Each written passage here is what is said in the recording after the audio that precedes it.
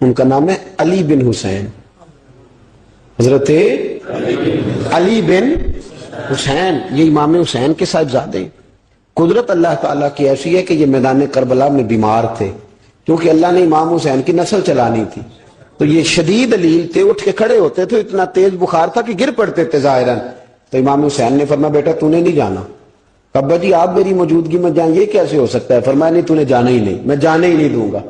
تو حضرت امام زین العابدین علیل تھے، امام زین العابدین رضی اللہ تعالیٰ عنہ نے 3 سال تک حضرت علی کی صحبت اٹھائی ہے، بعض روایات میں اس سے زیادہ بھی آیا ہے۔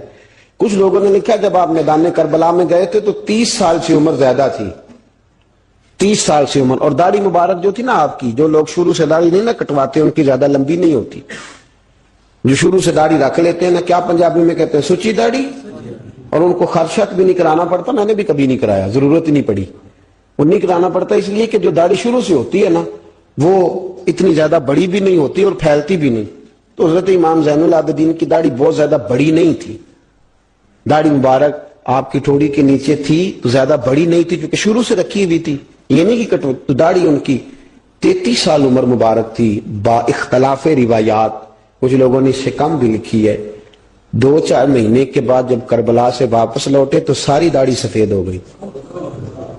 حضرت علی کی ایک زوجہ اس وقت حیات تھی، امام زین العابدین آگے آگے آ رہے تھے گھوڑے پہ، حضرت علی کی زوجہ نے آگے جا کے دیکھا نا، قافلے کا استقبال کرنے گئی، تو امام زین العابدین آگے تھے تو جھٹ سے انہوں نے منہ چھپا لیا، پیچھے ہو گئی اماں جی۔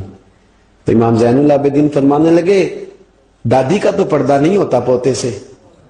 آپ نے کہا انتا زین العابدین، تو زین العابدین ہے، تیری ساری داڑھی چند مہینوں میں سفید ہو گئی۔ تو امام زین العابدین روئے، فرمانے لگے اماں جو میں نے کربلا میں دیکھا ہے، جو میں کربلا میں دیکھ کے آیا، تو دیکھتی تو یہاں کھڑی نہ ہوتی۔ امام زین العابدین نے پائے اس بات کے ساتھ، پوری دلیری کے ساتھ، اور امام حسین رضی اللہ تعالیٰ عنہ کی تو شہادت 10 محرم کو ہو گئی نا، 61 ہجری میں معاملہ ختم ہو گیا، لیکن امام زین العابدین ساری زندگی طاغوتی قوتوں سے لڑتے رہے۔ امام زین العابدین کو کئی دفعہ بعد میں گرفتار کیا گیا ہے، کربلا میں کئی دفعہ بعد میں گرفتار کیا۔ مروان بن عبد الملک ظالم جو صحابہ کو مارا کرتا تھا، جس کو یزید لعنتی نے بنایا تھا، وہ امام حسن اور امام حسین کے خلاف تقریریں کرنے والا مروان بن عبد الملک جو قابض ہو گیا زبردستی امام حسین کے بعد مسجد نبوی کی امامت پر، اس کے پیچھے نماز پڑھ لینی چاہیے تھی، بولے آنے جڑا ہوتے کل ہوتا ہے ابھی کدی پیڑا ہو سکتا ہے۔ مروان بن عبد الملک مسجد نبوی کا امام اور خطیب رہا ہے بڑا عرصہ، امام زین العابدین رضی اللہ تعالیٰ عنہ کے خلاف بڑی بدتمیزی کرتا تھا۔ امام زہری فرماتے، تابعی بزرگ ہیں، کہتے اس نے امام زین العابدین رضی اللہ تعالیٰ عنہ گرفتار کرا کے منگایا اپنے دربار میں، تو پورے ہوا کیا، یہ جو طریقت ہے نا ہماری، ایک مسئلہ یہاں سمجھا دو، یہ جو پیری مریدی ہے، جو بیعت ہے، یہ اسی وقت شروع ہوئی، کیونکہ بادشاہت پہلے جو خلیفہ ہوتے تھے وہ بادشاہ بھی ہوتے تھے، پیر بھی ہوتے تھے، رہنما، سارا کچھ ہی وہ ہوتے تھے، لیکن امام حسن حسین کی شہادت کے بعد جب بادشاہ یزید جیسے لوگوں کے ہاتھ میں گئی نا، تو امام زین العابدین رضی اللہ تعالیٰ عنہ کے گرد جو اللہ اللہ کرنے والے لوگ، دین سیکھنے والے تھے، وہ اکٹھے ہو گئے۔ اب وہ جو بیعت تھی اسی کو آج بیعت طریقت کہا جاتا ہے۔ لوگ اس طرف ہو گئے کہ اب وہاں بیعت کا سلسلہ نہیں رہا، یہ وہی بیعت ہے جو امام حسین رضی اللہ تعالیٰ عنہ، حضرت علی، حضرت ابوبکر صدیق، سب لوگ فرمایا کرتے تھے۔ اب لوگ بڑے اکٹھے ہو گئے، لوگ آیا کرتے تھے، حضرت حسن بصری جیسے لوگ، امام زہری جیسے لوگ، حضرت سعید بن مسیب جیسے لوگ۔ امام زین العابدین نے کربلا کے بعد اپنا مکان مدینے سے باہر بنا لیا تھا، نام علی تھا، لیکن عبادت اتنی کرتے تھے کہ لوگوں نے زین العابدین کہنا شروع کر دیا، عبادت کرنے والوں کی زینت زین العابدین کہنا شروع کر دیا۔ بیٹا پاس سو رہا تھا، گھر میں آگ لگی ہوئی تھی، امام زین العابدین نماز پڑھ رہے تھے، اتنی لمبی لمبی ساری رات سارا دن مسلح پہ رہتے، تو بہت سارے لوگ عقیدت مند ہو گئے۔ تو مروان کو خطرہ ہوا کہ کہیں امام زین العابدین میرے خلاف کوئی محاذ نہ بنا لیں، اس نے ایسے ہی الزام لگا کہ امام زین العابدین کو گرفتار کر کے جیل میں ڈال دیا بلا وجہ۔ امام زہری کہتے ہیں میں کھانا لے کے گیا تو امام زین العابدین نے نا وہ بیڑیاں پہنی ہوئی ہیں، ہتھ کڑیاں پہنی ہوئی ہیں، پیروں میں بھی ہاتھوں میں بھی، تو کہتے ہیں میں نے کہا حضور آپ کتنی تکلیف میں ہیں، یہ لفظ میں نے کہے تو میرے شیخ تھے، استاد تھے، پیر تھے، میں رو پڑا. میں نے کہا حضور آپ کتنی تکلیف میں ہے؟ تو کہنے لگے زوری میرا امتحان ہے, مجھے امتحان دینے دے, میرا رب میری آزمائش کر رہا ہے تو مجھے کرنے دے, تجھے کیا, تو کیوں روتا ہے؟ تو کہا حضور آپ اتنی تکلیف میں ہیں. فرماتے انہوں نے اللہ اکبر کہہ کے دونوں طرف سے زنجیروں کو پکڑا. جب اللہ اکبر کہا تو دونوں طرف کی زنجیریں اتار کے امام زین العابدین نے نیچے رکھ دی. فرمانے لگے میں تو ایک دفعہ اللہ کا نام لوں تو اللہ ساری زنجیریں توڑ دیتا ہے. میں پابند نہیں ہوں, میں پابند نہیں ہوں ان لوگوں کا, میں تو اللہ کی رضا پہ راضی ہوں. امام زین العابدین رضی اللہ تعالیٰ عنہ نے ساری زندگی پرہیزگاری, محبت, پیار, خلوص, وفا اور لوگوں کو دین سکھایا. ساری زندگی اللہ اللہ کا درس دیا. پوری دنیا سے لوگ امام زین العابدین کے پاس آتے. کیا لفظ ادا کر رہا ہوں, میں نے پورا مدینہ نہیں کہا, میں نے کہا پوری حکومت نہیں تھی آپ کے پاس. حکومت میں مروان بن عبد الملک تھا, کیونکہ 4 سوا 4 سال 4.5 تک یزید رہا ہے. امام حسین کی شہادت کے بعد صحابہ سارے, اہل بیت نبوت سارے, جتنے بھی حضرات ہوتے تھے پوری دنیا سے جو اہل عقیدت تھے وہ امام زین العابدین کے آستانے پہ حاضری دیتے تھے. سعودیوں نے سارے نشان مٹا دیے ہیں لیکن امام زین العابدین کا گھر ابھی بھی موجود ہے. میں نے الحمدللہ 2 دفعہ اس کی زیارت کی ہے, اور مجھے وہاں لوگوں نے بتایا کہ مشینیں لے کے جاتے ہیں لیکن وہاں پہ مشین چلتی ہی نہیں. ساری زندگی اس مکان کے اندر امام زین العابدین عصر کے وقت مسجد نبوی میں آیا کرتے تھے, عشاء کی نماز پڑھ کے چلے جایا کرتے. ساری زندگی امام زین العابدین نے نماز میں, عبادت میں, ذکر میں, فکر میں. شمر جو تھا نا, ایک اس کے بارے میں روایت ہے, ایک عمر بن سعد کے بارے میں. جب مختار کے فوجی لگے نا پیچھے کہ ہم نے مارنا ہے امام حسین کے قاتلین کو, تو اس کے شمر کے پیچھے بھی لگے, تو یہ مدینے آ کے چھپ گیا تھا. اس کے پیچھے لگے تو یہ بھاگا, امام حسین پہ پانی بند کرنے والا.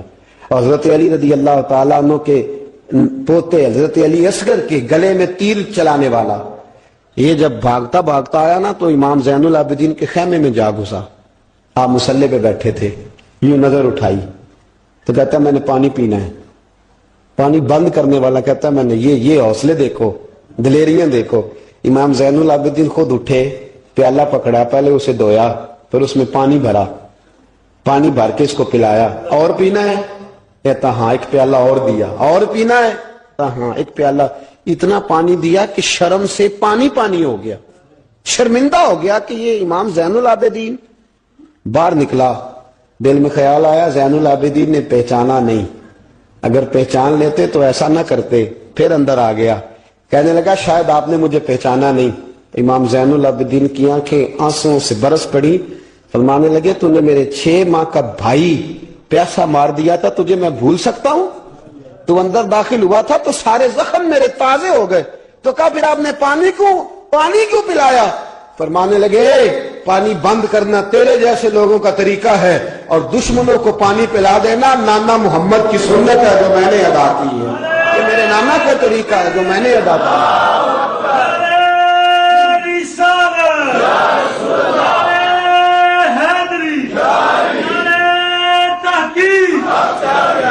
یہ گراؤنڈ امام حسین نے بنایا ہے. دیکھیے کچھ جدوجہد ایسی ہوتی ہے جو مسلح ہوتی ہے. یہ اہل طریقت, اہل تصوف, امام زین العابدین نے جو لوگ تیار کیے, اگر میں ان کے نام بتاؤں تو آپ حیران ہو جائیں. حضرت حسن بصری کو تیار فرمایا. حضرت حسن بصری جیسے لوگ, امام حسن بصری جو ولایت کے بادشاہ ہوئے, امام زین العابدین کے شاگرد. حضرت امام زین العابدین کے, حضرت سعید بن مسیب جیسے خیر التابعین امام زین العابدین کے شاگرد. حضرت حرم بن حیان جیسے جلیل القدر لوگ جنہوں نے بعد میں رسول اللہ کی سینکڑوں حدیثوں کو روایت کیا, امام زین العابدین کے شاگرد میں. رکے نہیں, میدان کربلا میں ہمت ٹوٹ گئی, اب معاملات آگے نکل گئے تو میں چپ کر کے بیٹھ جاؤں. انہوں نے مصلے پہ بیٹھ کے نبی پاک کا دین پڑھانا شروع کر دیا. انہوں نے پھر حجرے میں بیٹھ کے لوگوں کو اللہ اللہ, اور اس اللہ اللہ کا نفع یہ ہوا, اس اللہ اللہ کا فائدہ یہ ہوا کہ ایسے مجاہد تیار ہوئے, ایسے دلیر تیار ہوئے کہ کچھ سال گزرے تو حضرت عمر بن عبدالعزیز جیسے نیک آدمی کی حکومت قائم ہو گئی. امت کو یہ نفع ملا. نیک لوگ آپ دیکھیں نا, اگر سارا زمانہ برائی سے بھرا ہوا ہے تو کیا اس کو چھوڑ دیا جائے گا؟ ٹھیک ہے کریں سارے, آپ 5 آدمی صحیح کر دیں, آپ 3 آدمی ٹھیک کر دیں, اپنا کردار تو ادا کریں. اپنا آپ اس کے اندر کردار، تو امام زین العابدین رضی اللہ تعالیٰ نے اپنا کردار ادا فرمایا. اور پھر سب سے بڑی بات یہ تھی غریب پروری. جب یزید مر گیا اور دیگر حکومتیں آنے لگی تو امام زین العابدین کے پاس لوگ بہت سارے نذرانے لے کے آتے. یزید کے زمانے میں بھی آتے لوگ، بڑے نذرانے، خدمت کرتے، بڑا کچھ کرتے، گھروں کے اندر بڑا سامان آپ کے پاس پڑا ہوتا. آپ کے صاحبزادے امام باقر، آپ فرماتے رات ہوتی تو میرے ابا جی اپنے کندھے پر بوریاں رکھ لیتے، اپنے کندھے پر، شہزادے خود اپنے کندھے پر، اور غریبوں کے گھروں تک پہنچا کے آتے، خود بوریاں اپنے کندھے پہ رکھ لیتے.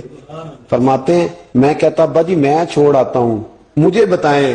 فرمانے لگے اگر تو چھوڑنے جائے گا تو تجھے اس غریب کا نام بھی بتانا پڑے گا، تو میں کسی کو رسوا نہیں کر سکتا، میں رسوا نہیں کروں گا، میں خود دے کر کے آتا ہوں. امام زین العابدین رضی اللہ تعالیٰ عنہ نے عمر بھر یہ غریب پروری کا مظاہرہ فرمایا، اپنے بچوں کی تربیت فرمائی. امام زین العابدین رضی اللہ تعالیٰ عنہ مسلح پہ بیٹھے اتنے پاورفل ہو گئے کہ حکومتیں ان سے ڈرنے لگی.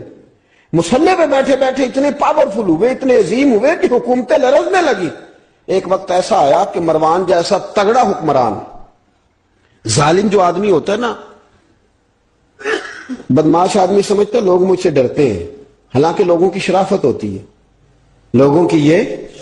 ایک آدمی، نبی پاک صلی اللہ علیہ وسلم نے فرمایا بتاؤ جھگڑے میں کون جیتا کرتا ہے؟ تو صحابہ کہنے لگے حضور آپ بتا دیں. فرمایا جو زیادہ منہ زور ہوتا ہے وہ جھگڑے میں جیت جاتا ہے. جھگڑے میں شرفا نہیں جیتا کرتے، جو منہ زور لوگ ہوتے ہیں نا. وہ بڑا منہ زور تھا، بڑا بدتمیز تھا، اگر اس کو کوئی سیابی بھی نظر آ جاتا تو اس کو بھی ایڑی لگانے سے باز نہیں آتا تھا. بڑا نالائق تھا، ڈنڈا سوٹا بڑا چلاتا تھا، بڑا سخت گیر آدمی تھا. لیکن اس نے ایک غریب آدمی پہ ظلم کیا، اس کا مال دبا لیا. تو امام زین العابدین تھے نا، حضرت علی کے پوتے، اگرچہ بیٹھے تھے اندر حجرے میں بیٹھے تھے، آپ بظاہر تصوف طریقت کی خدمات سر انجام دے رہے تھے، لیکن اس شخص نے آ کے رویا، کہنے لگا حضور میرا اس نے مال دبا لیا ہے. تو امام زین العابدین نے چھڑی ہاتھ میں لی اور چھڑی ٹیکتے ہوئے مروان کے دربار میں پہنچے. کہنے لگے اس غریب کا مال تو نے لیا ہے؟ تو نے لیا اس کا مال؟ کہنے لگا میں گورنر ہوں. اس نے کہا نا زبردستی میں گورنر ہوں. تو وہ شخص کہتا ہے امام زین العابدین کے ہاتھ میں چھڑی تھی، زور سے فرش پر ماری. کہنے لگے آنا ابن حسین، اگر تو گورنر ہے تو میں حسین کا بیٹا ہوں، میں حسین کا بیٹا ہوں، میں حسین کا بیٹا. 3 دفعہ امام زین العابدین نے یہ جملے کہے نا، تو گورنر ہے تو میں حسین کا بیٹا ہوں. پتہ ہے نا جب 3 دفعہ گرجدار آواز میں یہ جملے کہے تو امام زین العابدین سے کہنے لگا آپ چاہتے کیا ہیں؟ فرمانے لگے ابھی اس کا مال واپس ہونا چاہیے، ابھی اس کا مال واپس ہونا چاہیے.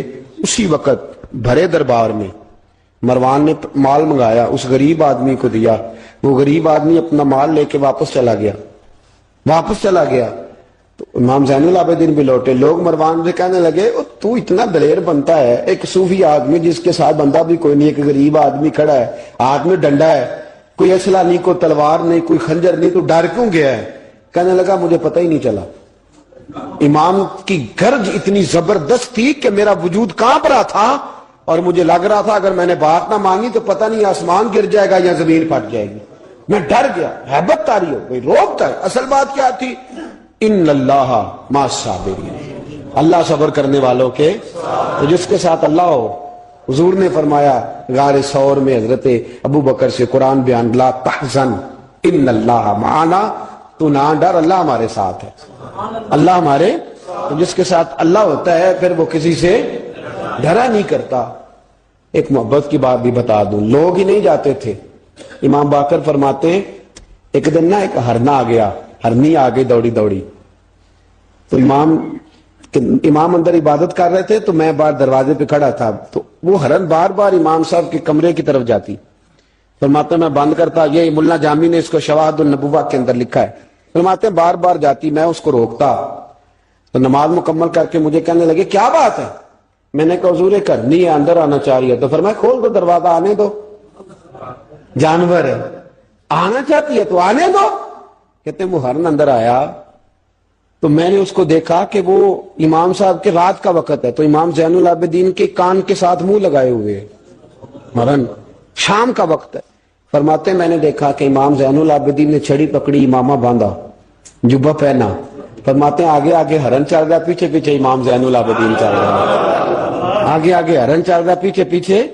بھئی ہمارا تو عقیدہ حضور غوث اعظم کے بارے میں ہے کہ وہ جن و بشر کے پیر ہیں، جن و بشر کے پیر. سب کا اللہ کے بندوں کی طرف، اللہ کی ہر مخلوق کا رجحان ہوتا ہے اللہ کے بندوں کی طرف.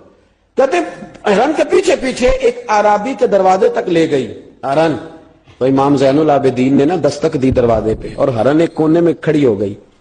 دستک دی، وہ باہر آیا تو فرمانے لگے تیرے پاس کوئی ہرنی کے بچے ہیں؟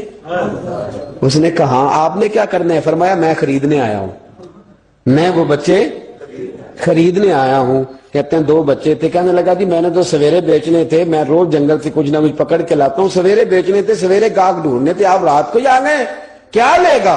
اس نے کہا 20 دینار 2 بچوں کے. امام صاحب نے 20 دینار دیے، بچے پکڑے، واپس لائے. امام باقر فرماتے ہیں 2 ہرن کے بچے امام زین العابدین نے جب پکڑائے تو میری آنکھیں چھلک پڑی، میں رو پڑا. اور میں نے کہا ابا جی میں تو سمجھتا تھا انسانوں کے دکھ کا ہی مداوع کرتے ہیں، اللہ نے تو آپ کو جانوروں کے دکھوں کا مداوع کرنے کی بھی توفیق عطا فرمائی. تو پھر میرے امام نے سچ کہا ہے نا، تیری نسل پاک میں ہے. کیسا عقیدہ ہے، کیسا عقیدہ ہے. ہر بندے کی اپنا. میں تو جب بھی کسی سیدزادے کی، کسی اہل بیت کی کوئی بات پڑھتا ہوں نا، آپ یقین کریں تو میرے سامنے اعلیٰ حضرت کا شعر رہتا ہے، پلٹ پلٹ کے بات وہی جاتی ہے کہ تیری نسل پاک میں ہے بچہ بچہ نور کا، تو ہے عین نور تیرا سب گھرانہ ہی نور کا، سب گھرانہ ہی. جب تنگ آ گیا نا مروان کہ دنیا ہٹتی نہیں، اور اس کے بعد بھی کوئی خلیفہ آیا تو سارے تنگ ہی رہتے تھے، امام زین العابدین کو زہر دلوا دیا.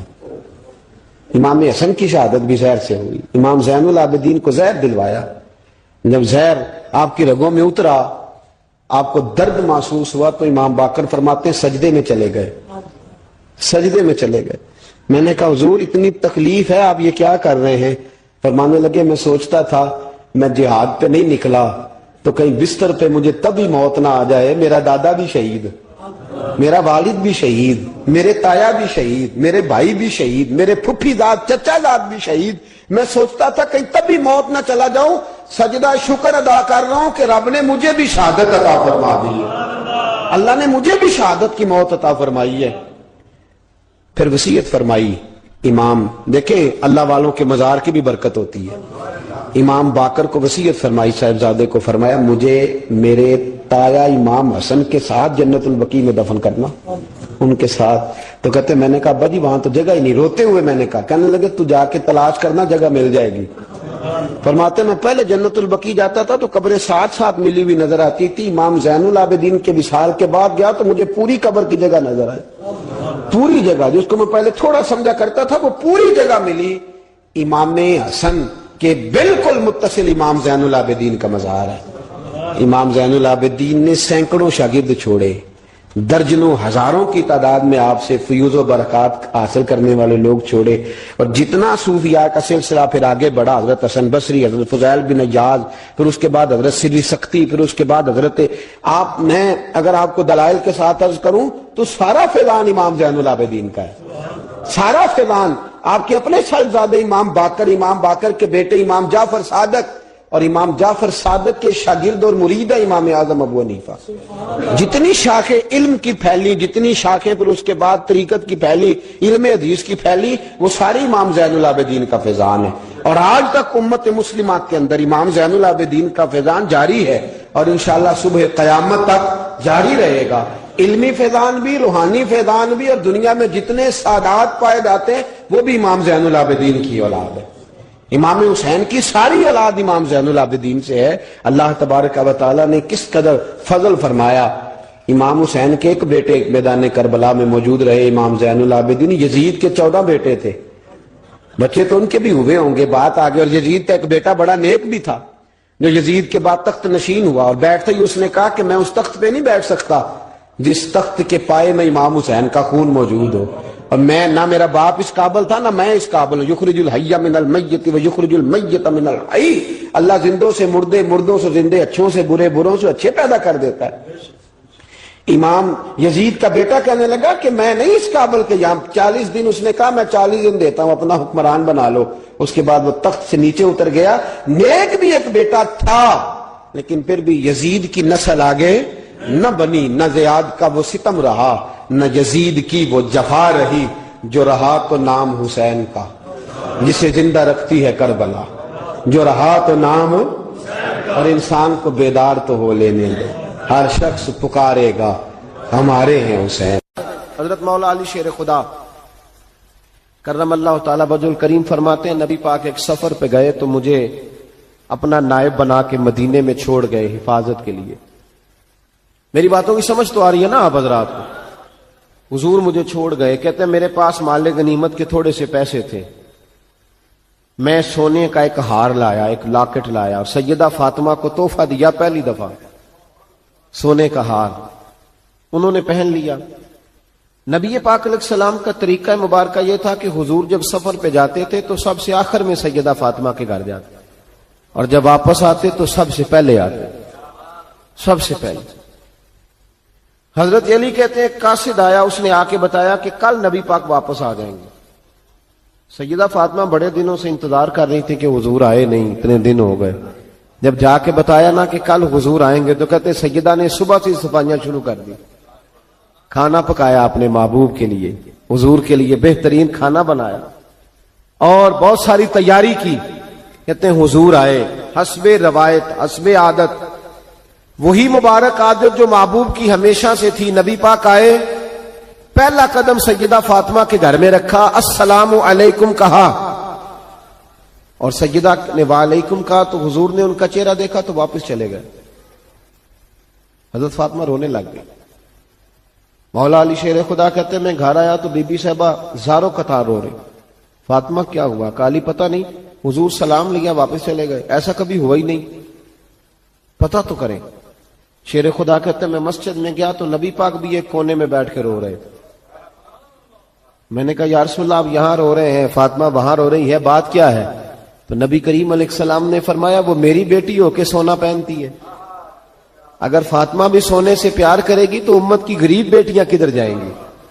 وہ بھی سونا پہننے لگ گئی ہے، وہ بھی اگر یہ کام کرے گی تو غریبوں کی بچیاں کس کے طریقے پہ چلیں گی؟ وہ بھی سونا پہنتی ہے۔ حضرت علی کہتے ہیں میں نے کہا یا رسول اللہ انہوں نے نہیں پہنا، وہ تو میں نے لا کے دیا ہے، انہوں نے خواہش نہیں کی۔ تو محبوب نے فرمایا اسے جا کے بتاؤ۔ حضرت فاطمہ الزہرا رضی اللہ تعالی عنہا کو جا کر کے بتایا گیا کہ محبوب پاک تو اس بات سے آپ سے ناراض ہے۔ حضرت فاطمہ نے اسی وقت سونا اتارا، کہا علی جو مدینے میں سب سے غریب گھر ہے اسے دے آ جا کے۔ بھائی نبی پاک نے انہیں سادگی میں رہنا، پاکیزگی میں رہنا سکھایا، انہیں حسن سکھایا، انہیں عبادت سکھائی۔ نبی پاک علیہ السلام، یہ تو ساری دنیا بیان کرتی ہے کہ امام حسین نبی پاک کے کندھے پہ بیٹھ جاتے تھے سجدے کے عالم میں تو 72 تسبیحیں حضور پڑھتے تھے۔ پتہ ہے حضور سکھاتے کیا تھے؟ نبی پاک امام حسین کو سجدہ کرنا سکھا رہے تھے، حضور سجدہ کرنا سکھا رہے تھے، سجدہ کرنا۔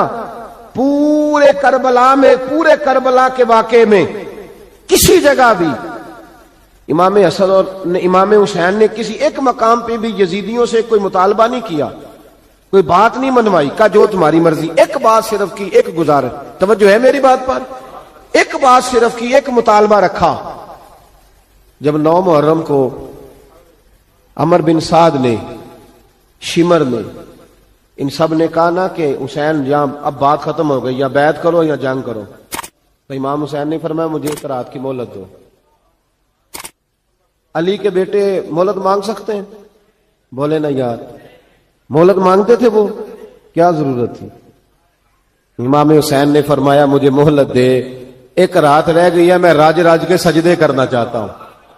سجدوں کے لیے مہلت مانگی، سجدوں کے لیے، توجہ ہے میری بات پر؟ محفلیں لمبی، نمازیں چھوٹی، 24 گھنٹے آپ کسی کو بٹھا لیں باہر، وہ بیٹھا رہے گا، گپے لگائیں، نماز کا ٹائم ہوگا تو پتہ نہیں کیا ہو جاتا ہے، لوگوں دوڑ گئے، او ہو نماز پڑھنی پڑ جائے گی، ایسے لگتا جیسے کو بہت مشکل مرحلہ آن پڑا۔ بھائی کربلا والوں کا تو پیغام ہی نماز ہے، ان کا تو طریقہ ہی نماز ہے۔ امام حسین نے کہا ایک رات کی مہلت، فقط اس لیے کہ میں کھل کے نمازیں پڑھ لوں، ساری رات بڑی باتیں تھی نا، بڑی باتیں. سیدہ زینب سے دکھ سکھ کر سکتے تھے ساری رات. امام زین العابدین کو بڑی باتیں بتا سکتے تھے، بڑا کچھ ہو سکتا تھا. لیکن امام زین العابدین کہتے ہیں ساری رات حسین ابن علی نے سر سجدے سے نہیں اٹھایا. چل تو اس طرح کر، امام حسین تو ساری زندگی ساری رات پڑھتے رہے نا، تو چل ایک رات کی عبادت کر ان کے نام پر، ایک رات ساری جاگ. نہیں نا تسی ہاں کی تھی، ایک رات کہی ہے میں نے. بڑا مشکل ہے ہمارے لیے. آپ یقین کریں مسلح، اور پھر کسی نے ہمیں کان میں بتا دیا ہے کہ تسی نسبت آ لے ہو، تسی بخشے ہو. اے کوئی پکی گل دس گیا ساری، اس میں کوئی شک نہیں کہ نسبت سے بخشے جائیں گے. لیکن امام حسین ڈائریکٹ نواسے ہیں نبی پاک کے. اگر وہ نسبت کے باوجود بھی ساری ساری رات نماز پڑھتے ہیں، تو کس قسم کا نسبت والا ہے کہ 10 محرم کو بھی تیری ساری قضا ہو جاتی ہے، ساری قضا چھٹی. ہم نسبت والے ہیں. بس نسبت کا یہ معیار ہوتا ہے. نسبت کا معیار یہ ہوتا ہے کہ جو محبوب نے کیا وہ ہم نے کر کے چھوڑنا ہے، وہ کام کرنا ہے. اور پھر اہل بیت نبوت کا اسوہ حسنہ پردہ ہے. پردہ. بڑی گمراہی آ گئی ہے امت میں. اب جو بچی MA MBA کر لیتی ہے، وہ سب سے پہلے یہ مطالبہ کرتی ہے کہ ہمارے حقوق برابر کے. اسلام نے عورت کو برابر کے حقوق نہیں دیے، عزت والے حقوق دیے. کون سے حقوق دیے بولیے؟ میں ایک یونیورسٹی میں تھا تو ایک بچی نے پیغام دیا، کہنے لگی جی، بچیاں بھی تھی پردے میں بیٹھی ہوئی، لیکچر یونیورسٹی میں ہو رہا تھا، تو اس نے کہا جی عورت کا تو گھر ہی کوئی نہیں ہوتا، عورت کا تو گھر ہی کوئی نہیں، تو ہم کدھر جائیں؟ میں نے کہا چلیں ادیبانہ انداز میں یہ بات درست ہے، لیکن حکیمانہ انداز میں درست نہیں. عورت کی تو اللہ تعالیٰ نے ذمہ داری بڑی شاندار رکھی ہے. جب تک باپ جوان ہوتا ہے نا، توجہ ہے میری بات پر، جب تک باپ جوان ہوتا ہے تو بیٹی اس کے گھر رہتی ہے. اور جب بچی جوان ہوتی ہے، ابا تھوڑا بوڑھے ہونے لگتا ہے نا، تو اللہ تعالیٰ خامد کی ڈیوٹی لگا دیتا ہے عورت پر. اور جب خامد تھوڑا بوڑھا ہونے لگ جاتا ہے تو بچے جوان ہو جاتے ہیں. تو میں نے کہا بی بی تو سمجھی نہیں، تو کہتی ہے میرا گھر کوئی نہیں. رب کریم نے تو تیرا محافظ ہمیشہ جوان آدمی کو رکھا ہے. جوان کو، کبھی باپ کو، کبھی بھائی کو، کبھی بیٹے کو، کبھی شوہر کو. تو یہ کیسے؟ اسلام نے تو تیرے لیے جوان خون تیرا محافظ رکھا. اگر تو سمجھے. حضرت فاطمہ نے ساری زندگی پردے میں گزاری.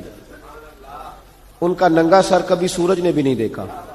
یہاں اللہ خیر کرے دینداروں کی بچیاں پردہ نہیں کرتی، حاجیوں نمازیوں کی بچیاں پردہ نہیں کرتی. کپڑے استری نہ ہو تو گھر میں جھگڑا شروع ہوتا ہے، اور بی بی پردہ نہ کرے تو پرواہ کوئی نہیں. حضرت عبداللہ بن سہل ایک تابعی بزرگ ہے، نام یاد رکھنا.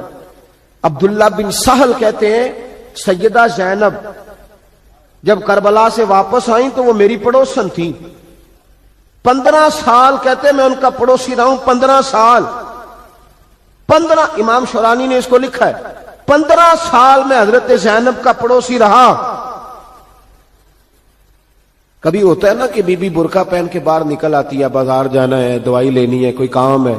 کہتے ہیں 15 سال میں پڑوسی رہا، پر میں نے پردوں میں چھپی ہوئی زینب بھی کبھی نہیں دیکھی. کہتا نا برقعے میں بندہ بی بی دیکھ لیتا، میں نے پردے میں چھپی ہوئی بھی بی بی کبھی نہیں دیکھی. تو کربلا والوں کا تو طریقہ پردہ ہے، ان کا طریقہ. اب آخری بات سنیں، کربلا والوں کا طریقہ حوصلہ ہے، ہمت ہے. ہمارے ہاں نا خودکشیاں عام، جھگڑا عام، لڑائی عام. اس کی وجہ یہ کہ حوصلہ کوئی نہیں. ذرا سی بات کوئی بندہ برداشت کرنے کو تیار. اہل بیت کا جو طریقہ ہے نا وہ حوصلہ ہے.